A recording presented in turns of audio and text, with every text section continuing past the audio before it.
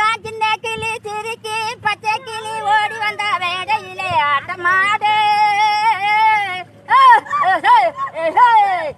ஆட வந்த மேடையிலே பாட வந்த என்னை மட்டும் அழகுக்கு ஓடி விட்டான் கூட்டத்தோட. நான் சிரிக்கிறேன் சிரிக்கிறேன் திருப்பு வல்ல, நான் அழுகிறேன் அழுகிறேன் அழுக வல்ல.